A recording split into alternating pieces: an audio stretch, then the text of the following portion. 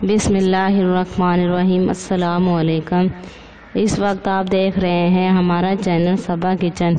آج میں لائی ہوں چکن ساتے گھر پر بنانے کے لیے مزیدار ریسیپیز کا طریقہ، لیکن بتانے سے پہلے آپ سے گزارش ہے کہ اگر آپ ہمارے چینل پر نئے ہیں تو ہمارے چینل صبا کچن کو سبسکرائب کریں اور ساتھ میں لگے بیل آئیکن کو دبا دیں تاکہ ہر نئی آنے والے ویڈیو کا نوٹیفیکیشن آپ کو بر وقت ملتا رہے۔ آئیے سب سے پہلے بتاتی ہوں اس کے اجزاء۔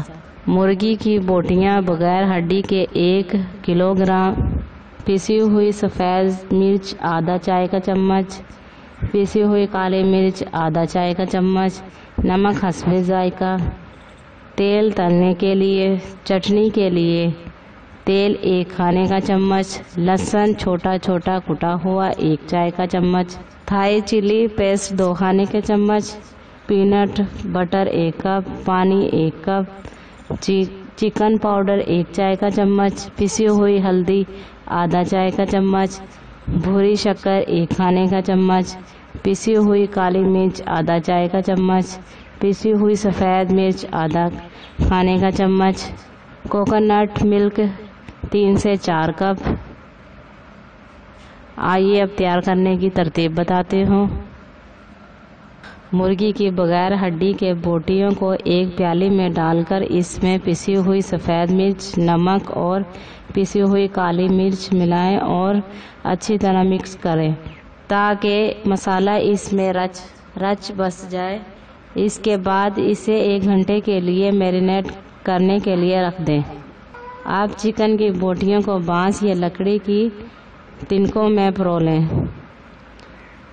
اب ایک فرائی پین میں درمیانی آنچ پر تیل گرم کر لیں، پھر اس میں تنکوں میں پروئے ہوئے بوٹیوں کو فرائی کریں۔ ہر سائز کو 5 منٹ تک فرائی کریں تاکہ اس کی رنگت سنہری مائل بھوری ہو جائے۔ اس کے بعد اسے ایک طرف رکھ دیں۔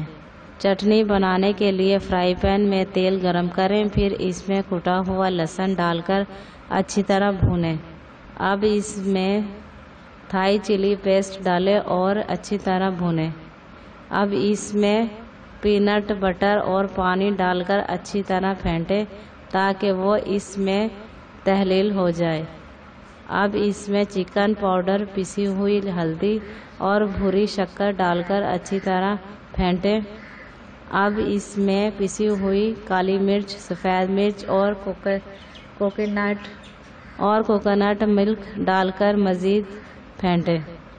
اب مرغی کی بوٹیوں کو تنکوں سے اتار کر اس میں ڈالیں اور اچھی طرح مکس کریں۔ اشتہا انگیز مزیدار چکن ساتے تیار ہے۔ اگر آپ کو ویڈیو اچھی لگی ہو تو ویڈیو کو لائک کریں اور دوسروں کو شیئر کریں۔ ویڈیوز کو لائک لازمی کیا کریں تاکہ آپ کو اس طرح کی اچھی ویڈیو بر وقت ملتے رہے۔